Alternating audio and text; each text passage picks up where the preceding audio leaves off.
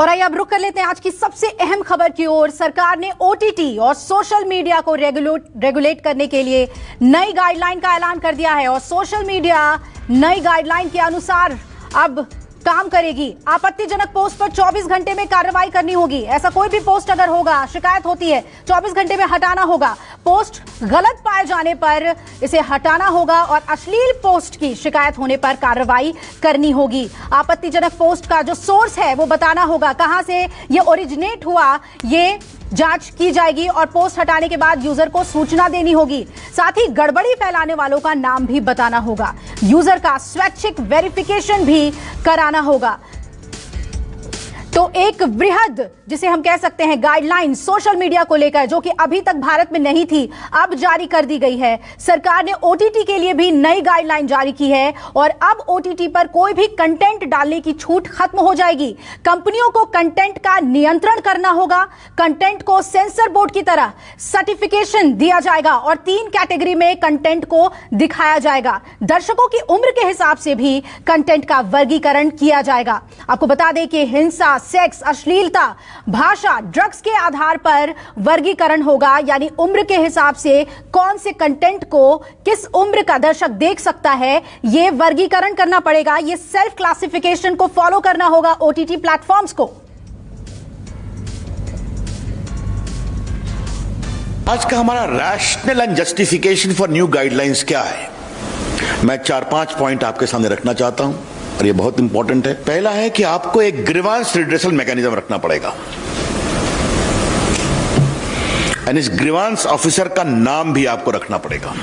Second, if there are complaints against the dignity of users, particularly women, that expose their private parts of individuals or nudity or in sexual act, impersonation, etc., you will be required to remove that within 24 hours after a complaint is made. दो प्रकार के social media होंगे, तो जो significant social media होगा उनको 3 काम करना पड़ेगा। पहला, you will have to have a chief compliance officer resident in India, responsible for ensuring compliance of the acts and the rules. Second, a nodal contact person resident in India for having 24/7 coordination with the law enforcement agencies. Media portal को कोई बंधन नहीं है। यहां TV के लोग हैं, उनको केबल नेटवर्क एक्ट में जो प्रोग्राम कोड है वो उनको फॉलो करना पड़ता है, लेकिन ओटीटी प्लेटफॉर्म्स को ऐसा कोई नियम नहीं है। और इसलिए सरकार ने ये समझा कि एक लेवल प्लेइंग फील्ड होना चाहिए। All media platforms must have the same justice system, और इसलिए डिजिटल हो, प्रिंटिंग हो, टीवी हो, ओटीटी हो, कुछ नियमों का पालन करना पड़ेगा, कुछ प्रोसेस सेट करना पड़ेगा।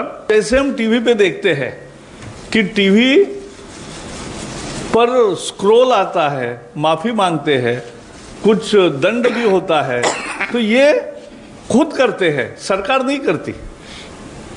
तो वैसा ही हम करना चाहते हैं कि ये होना। और इस रेगुलेशन को लेकर सरकार ने अपनी मंशा साफ कर दी है। देश में या विदेश में अगर यहां पर कंटेंट में कुछ भी गलत देखा जाता है तो उसका ओरिजिन बताना होगा, यानी जिम्मेदारी कहीं ना कहीं तय कर दी गई है। और किस तरह से इन सभी शिकायतों को सुना जाएगा, उसके लिए ग्रीवांस रिड्रेसल मैकेनिज्म की भी बात कही जा रही है। हम इस पर विस्तार से चर्चा करेंगे। हमारे साथ खास मेहमान जुड़ रहे हैं। ममता काले, सोशल एक्टिविस्ट, हमारे साथ जुड़ रही हैं। विवेक श्रीवास्तव हैं, जो लेफ्ट के सदस्य हैं। गीता भट्ट हमारे साथ जुड़ रही हैं, संघ समर्थक हैं। और प्रियदर्शनी सिंह, एक्ट्रेस, हमारे साथ जुड़ रही हैं। इनसे क्रिएटिव फ्रीडम को लेकर भी हम चर्चा करेंगे। और सबसे पहले मैं रुक कर लेती हूँ मेरे सहयोगी अमित कुमार का, जो लगातार इस खबर पे नजर बनाए हुए हैं। अमित, आज बहुत ही विस्तार से सोशल मीडिया और ओटीटी प्लेटफॉर्म्स को लेकर सरकार की जो मंशा थी, जो संसद में भी बार बार आवाज उठाई गई कि इस पे नियमन की जरूरत है, उसे लेकर सरकार ने खाका अपना रख दिया है।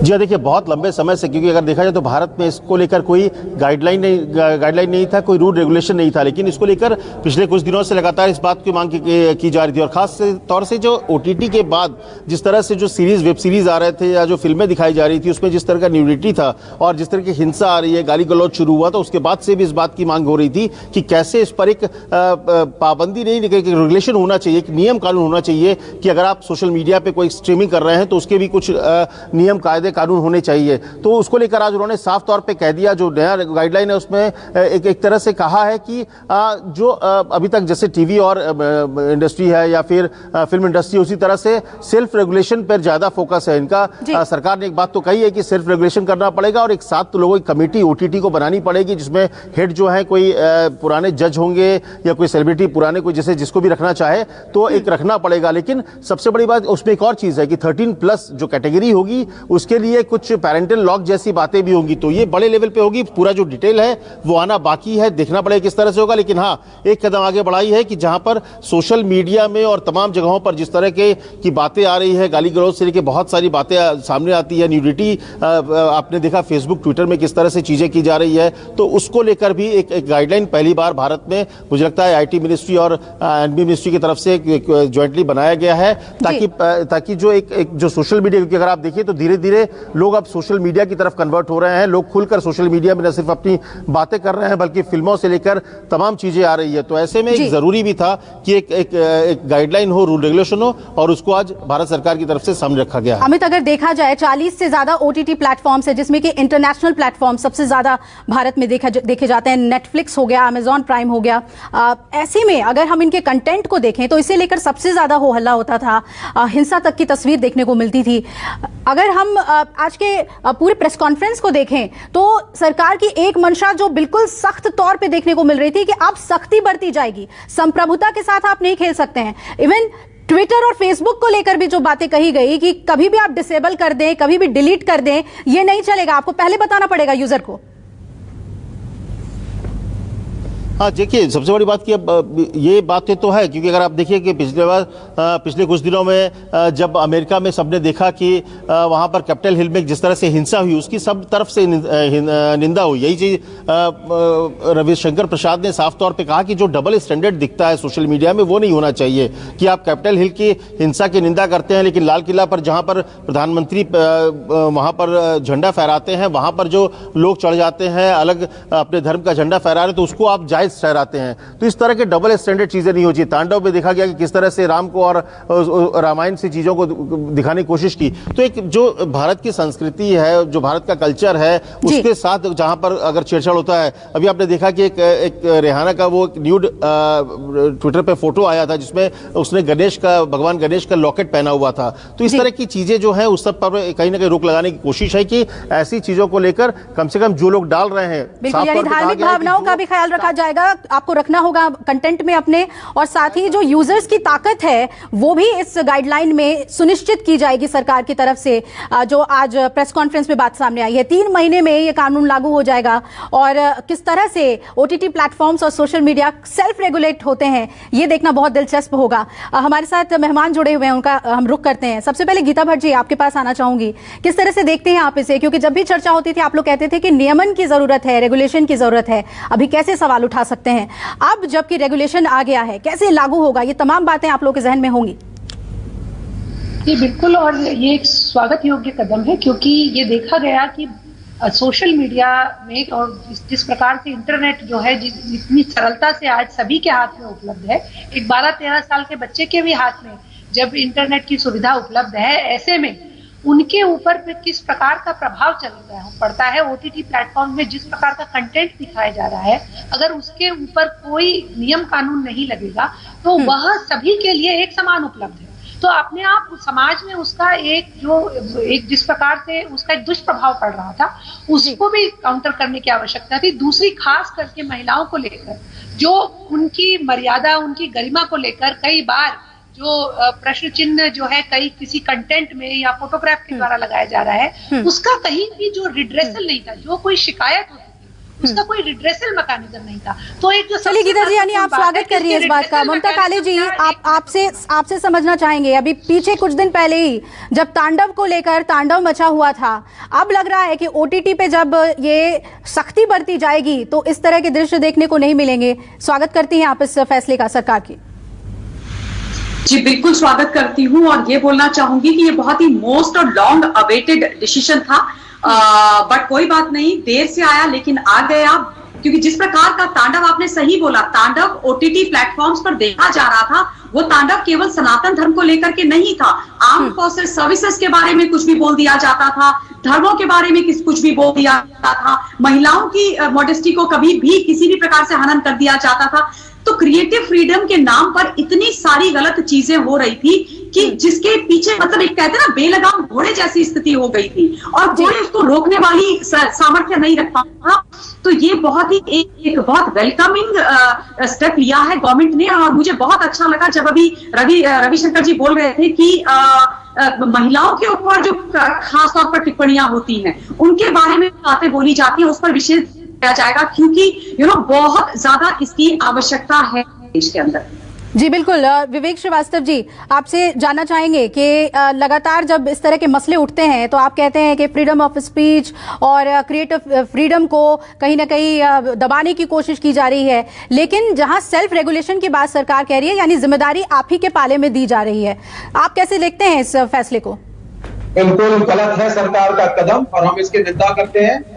ये freedom of expression, freedom of press, freedom of speech को कर्टेल करने में इनका पहला कदम है। कुछ सालों पहले इन्होंने एक मंसूबा इंटरनेट को बेचने का भी बनाया था, जब रिलायंस और मार्क जुकरबर्ग प्राइम मिनिस्टर के एनकरेजमेंट के तहत एक कंपनी बना करके सारी सर्विसेज पेड करने जा रहे थे। हम लोगों ने प्रोटेस्ट किया था, इनकी दाल नहीं करी। अब जब मोदी साहब के खिलाफ और भारतीय जनता पार्टी जब कंट्रोल नहीं कर पाए थे, इसको गवर्नेंस पुअर है, तरह तरह की आवाजें उठ रही हैं, तरह तरह के आंदोलन उठ रहे हैं। यंग लड़के लड़कियां जो कि इंटरनेट सेवी है, तो जब इनसे नहीं हजम किया जा रहा है तो इंटरनेट को कंट्रोल करने के लिए तरह तरह के कायदे कानून बनाने की इनकी साजिश है। कोई इनका क्रिएटिव फ्रीडम पे आपको कैसे लग रहा है कि रोक लग जाएगी? प्रियदर्शनी सिंह हमारे साथ जुड़ी हुई हैं। प्रियदर्शनी बेहतर तरीके से जानती हैं कि टीवी और फिल्म के लिए सर्टिफिकेशन होता है, अगर इंटरनेट प्लेटफॉर्म के लिए भी सर्टिफिकेशन है क्रिएटिव कंटेंट के लिए, प्रियदर्शनी आपको भी लगता है कि ये रोक लगाएगी आपके फ्रीडम पे? देखिए, आज की जो प्रेस कॉन्फ्रेंस है उसको काले अक्षरों में लिखा जाएगा, क्योंकि ये तो पहले से ही बहुत सारे लोग बोल रहे थे कि इस देश में अनसेड इमरजेंसी लगी हुई है, और आज ये प्रेस कॉन्फ्रेंस इसको पूर्ण तरीके से प्रूफ कर रही है। इसके पीछे कारण ये है कि युवाओं की आवाज को, एक क्रिएटिव व्यक्ति की आवाज को दबाने की ये एक मंशा है, एक कोशिश है।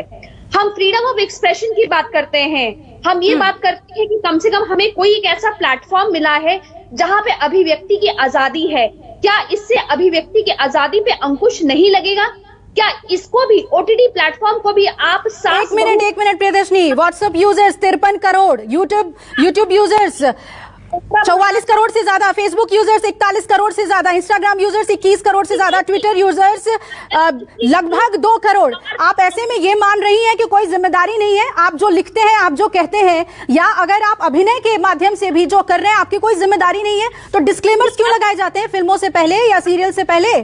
ट्विटर में अपनी अभिव्यक्ति की आजादी कर रही हूँ और मैं अपनी कोई बात रख रही हूँ, तब तो कल कोई भी हमें उठा के देशद्रोही डिक्लेयर कर देगा। कोई भी बोलेगा कि आप इस रूल्स एंड रेगुलेशन में आ रही हैं, तो आपको कुछ भी कहीं भी अंदर किसी भी जेल में पटका जा सकता है। ये एक मैडम अनसेड इमरजेंसी है, जो कि आज के युवाओं को बहुत ज्यादा समझने की जरूरत है, क्योंकि सरकार ने पहले इसको मैं सर को सुन रही थी और उन्होंने बड़ी ही करेक्ट बात बोली कि पहले इंटरनेट को बेचने की कोशिश की गई, पहले इसे कैपिटलाइजेशन करने की कोशिश की। जब इनसे नहीं हो पाया, तब आज ये एक साजिश के तहत एक साजिश की जा रही है कि अब हम आपकी आवाज दबाएंगे, अगर आप बोलना बंद नहीं करोगे तो हम अंकुश लगा देंगे, उलल जुलूल रूल्स एंड रेगुलेशन लगा देंगे। नहीं तो बहुत से ट्विटर यूजर्स और फेसबुक यूजर्स ऐसे हैं जो कुछ बोलना चाहते हैं तो डिसेबल हो जाता है उनका अकाउंट। उनके लिए भी तो सरकार कह रही है कि आप नहीं कर पाएंगे, आपको पहले 24 घंटे पहले बताना पड़ेगा कि क्यों बंद कर रहे हैं आप।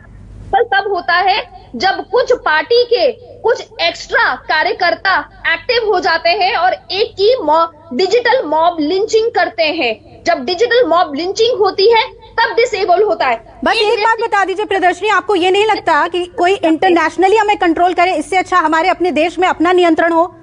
इंटरनेशनली कंट्रोल हमें नहीं कर रहा है कोई, और हमें क्यों कंट्रोल कोई करे? ये भारत एक स्वतंत्र देश है। यहाँ पे एक तरफ हमारे कॉन्स्टिट्यूशन में लिखा है कि हमें अभिव्यक्ति की अगर आजादी। ट्विटर या फेसबुक का रिप्रेजेंटेटिव भारत में होगा, जिसके पास कंप्लेंट जा सकता है, वो उसपे अपनी कार्रवाई कर सकता है, जवाब दे सकता है, तो क्या दिक्कत है इसमें? वो कैसे होते हैं, क्या होते हैं, ये हम सबको मालूम है। इसमें भी चर्चा विस्तार पे हो सकती है। वो भी कहाँ किसके साथ मिले होंगे ये भी हमें मालूम है। लेकिन मैं ममता काली जी, प्रियदर्शनी कह रही है कि इसको तो काले अक्षर में आज के दिन को लिखना चाहिए और पूरी तरीके से जो क्रिएटिव फ्रीडम है या फ्रीडम ऑफ स्पीच है, सब पे सैंक्शन लगा रही है सरकार। कैसे, क्या कहेंगे आप ममता जी इस पे? नहीं, बिल्कुल बिल्कुल अर्थ की अनर्थ बात कर रही है प्रियदर्शनी जी। एक भी बात इन्होंने तथ्य के हिसाब से बोली नहीं है। पहली बात जो ये कह रहे हैं ट्विटर, आपने बिल्कुल सही बोला। ट्विटर में अगर कोई दो चार कुछ चीजें लिखता है, ट्विटर के हिसाब से नहीं होता है या कुछ हो जाता है तो ट्विटर बिना बताए बैन कर देती है, उनके ट्विटर अकाउंट उड़ा दिए जाते हैं, सस्पेंड कर दिए जाते हैं। दूसरी बात जो ये बोल रही है कि इस देश के अंदर कोई फासिस्ट कोई सरकार चल रही है, कुछ इस प्रकार की ये बातें कर रही थी, अघोषित आपातकाल चल रहा था। मैं देश के अंदर, देश के एक हिस्से में जिसको महाराष्ट्र बुलाते हैं, वहां पर चल रहा है, क्योंकि वहां पर पिछले कई महीनों से ये देखने को मिला है कि अगर कोई भी व्यक्ति कुछ भी बोल देता है सरकार के डिसेंट में होने के बाद, डिसएग्रीमेंट में होने के बाद, ट्विटर पे कोई कुछ लिख देता है या अपने कोई यूट्यूब चैनल पर कुछ बोलता है तो वहां पर लोगों को जेल के अंदर ठूसा जा रहा है। हिंदुस्तान के बाकी हिस्सों में ये नहीं होता है, या ममता दीदी ने ऐसा कर दिया था बंगाल के अंदर, ऐसा नहीं होता है। और मैं एक और चीज बता देना चाहती हूँ, मैं सीबीएफसी के एक जिम्मेदार मेंबर रही हूँ और सीबीएफसी सेंसर बोर्ड ये लोग बुलाते हैं। सेंसर बोर्ड का काम नहीं करती है सीबीएफसी भी, वो सर्टिफिकेशन का काम करती है। Rules and regulations, proper guidelines होती हैं। तो ओटीटी प्लेटफॉर्म के लिए क्यों नहीं होंगी भाई? रेहाना गणेश भगवान का पेंडेंट के अर्धनग्न अवस्था में तमाशा करती है, वो ठीक लगता है इनको? वो विचारों की अभिव्यक्ति का सुखी स्वतंत्रता है। जिस प्रकार से गणतंत्र दिवस का हनन हुआ, हमारे तिरंगे का अपमान हुआ, उसकी धज्जियां उड़ाई गई, उसको आप विचारों की अभिव्यक्ति की स्वतंत्रता बोलती हैं। और आप लोग इस देश के अंदर जो लोग इस देश के प्रधानमंत्री को गाली देते हैं, इस देश को गाली देते हैं, वो सारी विचारों की अभिव्यक्ति की स्वतंत्रता है। ये तो परम आदरणीय भीमराव अम्बेडकर जी ने ये स्वतंत्रता तो नहीं दी थी, हिसाब से इस्तेमाल करने के लिए बात तो नहीं की गई थी। अगर अपने अधिकार का गलत इस्तेमाल किया जाता है, विरोध किया जाता है, तो उस पर अगर सरकार रूल्स एंड रेगुलेशन बना रही है, तो आप कह रहे हैं ना कि उसको सेल्फ रेगुलेट कीजिए आप लोग, तो क्या गलत है भाई इसमें? क्या गलत है इसमें? अगर आपको कोई कंटेंट पसंद नहीं है, मेरा एक मानना है कि अगर आपको कोई कंटेंट पसंद नहीं है तो आप मत देखिए उस कंटेंट को, आप चैनल बदलिए, आप उस वेबसाइट पे मत जाइए। लेकिन चैनल बदलने की बात नहीं है, लेकिन तांडव के नाम पे सनातन धर्म जिस प्रकार से मजाक उड़ाया गया, शंकर भगवान का मजाक उड़ाया गया, भगवान श्री राम का मजाक उड़ाया गया। प्रियदर्शनी लगता है आपने गाइडलाइंस को देखा नहीं है, आपने गाइडलाइंस देखा नहीं है, शायद प्रेस कॉन्फ्रेंस को भी नहीं सुना है। प्रियदर्शनी, आप कंटेंट के नाम पे डालिए ना जो डालना है, आप बता दीजिए कि वो अडल्ट के लिए है, 7+ के लिए है, 13+ के लिए, इसमें क्या गुरेज है? नेटफ्लिक्स को या अमेजोन को इसमें क्या दिक्कत हो सकती है? भारतीय फिल्में ऐसा करती हैं, सर्टिफिकेशन के तहत बताती हैं कि यूनिवर्सल है, अडल्ट है, 13+ है, 7+ है, 18+ है। बताइए ना, बताने में क्या दिक्कत है?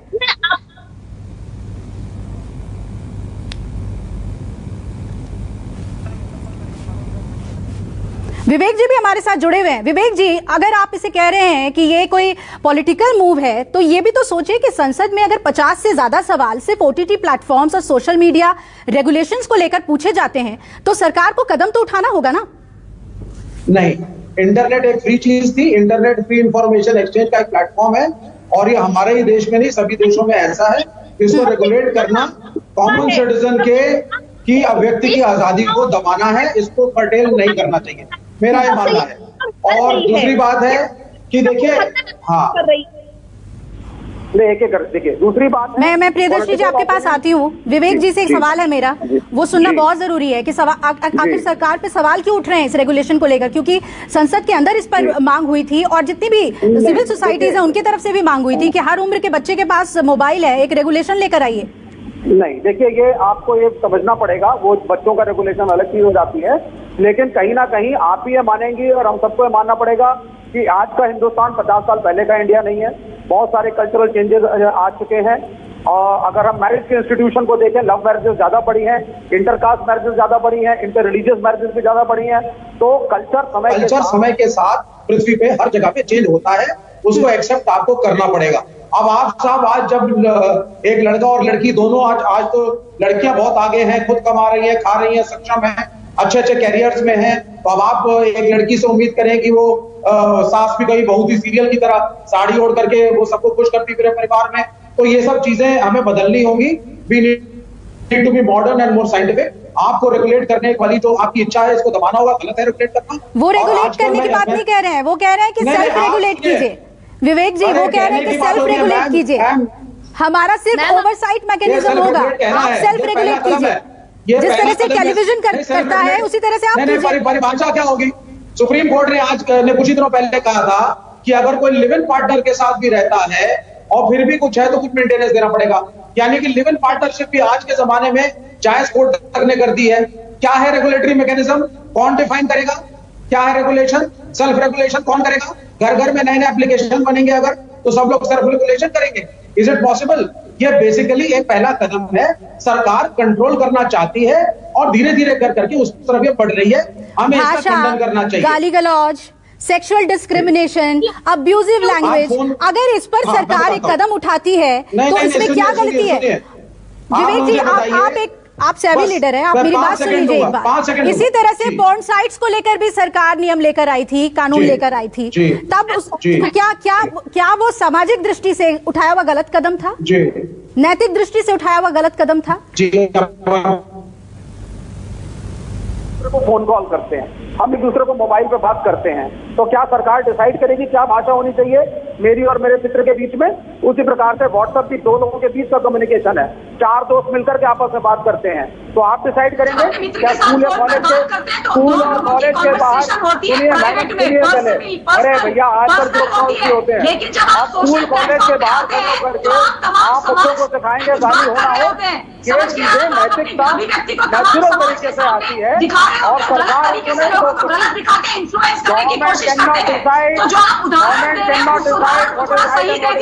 दो लोग डिसाइड कर सकती है इस चीज को कि क्या सही है क्या गलत और किससे मॉरल क्या है और क्या नहीं, यही पता नहीं है। और जहाँ रेगुलेशन की बात करेंगे, आप जैसे लोग नहीं, क्योंकि आप लोगों ने भीमराव अम्बेडकर जी के संविधान के मजाक बना करके रख दी है, विचारों की अभिव्यक्ति की स्वतंत्रता आप लोगों के लिए इस देश की धज्जियां हो गया है, इस देश के खिलाफ जाना हो गया है, भारत माता के साथ दगा करना हो गया है, ये आप लोगों के विचारों की अभिव्यक्ति की स्वतंत्रता है। इसलिए आप कैसे सेल्फ रेगुलेट करेंगे? आपकी बातें मेरे को हजम नहीं होती है, इसलिए मुझे बीच में बोलना पड़ता है, क्योंकि आप एक भी चीज सही नहीं बोलते हैं। एक रिएक्शन इसमें, ममता आपने अपनी बात रखी और विवेक जी आप एक अलग कल्चरल एस्पेक्ट की ओर ले जा रहे हैं कि कल्चरली हम अब बहुत बदल चुके हैं, हम 50 साल पीछे नहीं है। गीता भट्ट जी, एक कमेंट यहाँ पर आपका जरूरी हो जाता है, क्या कल्चरली रेगुलेट करने की कोशिश सरकार कर रही है? क्योंकि हमेशा हमने देखा है द सुटेबल बॉय या तांडव, आश्रम, ऐसे जो सीरीज आते हैं उस पर बहुत हो हल्ला होता है, क्या ये भी एक वजह हो सकती है? ये देखिए, ये बिल्कुल जो है बात को अलग दिशा में ले जा रहे हैं। लगता है इन्होंने देखा नहीं है कि प्रेस कॉन्फ्रेंस में क्या बात रखी गई है या जो गाइडलाइंस का एक अभी जो रिलीज हुई है, तो बिल्कुल एकदम सीधे सीधे शब्दों में ये बताइए कि जो व्यक्ति आहत हो रहा है क्या उसके मानव अधिकार नहीं है? वो अपनी बात को लेकर वो कहाँ जाए? उसका क्या, उसको इस देश के और इस संविधान के कानून के अंतर्गत उसके पास ये अधिकार नहीं है कि वो भी अपनी शिकायत कहीं दर्ज कर सके और उसे न्याय मिल सके?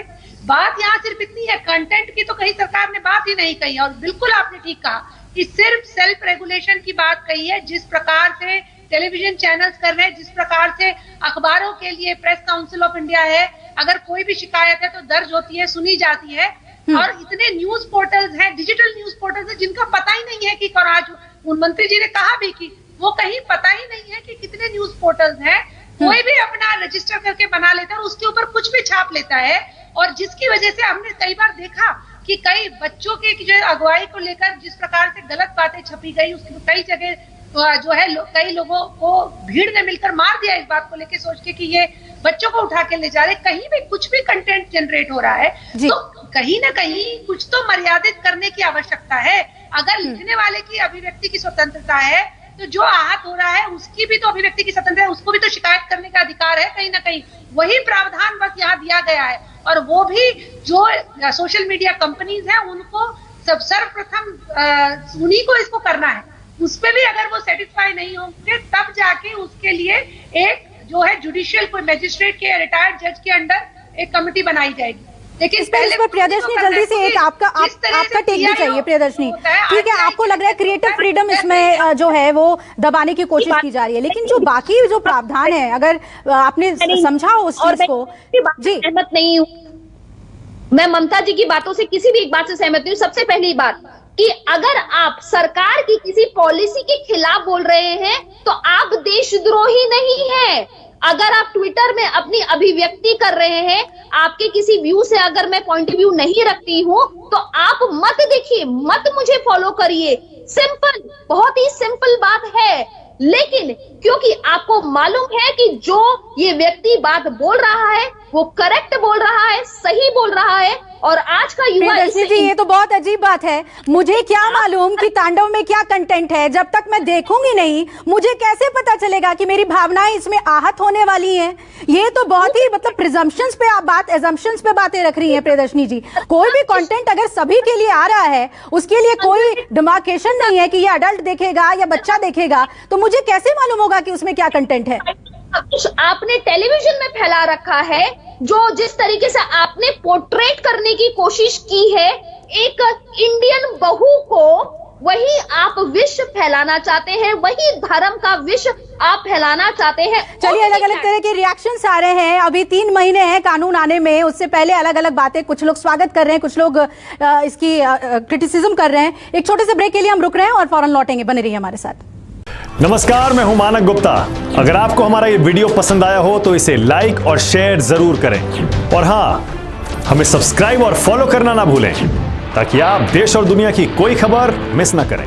तो जुड़े रहिए हमारे साथ और देखते रहिए न्यूज़ 24।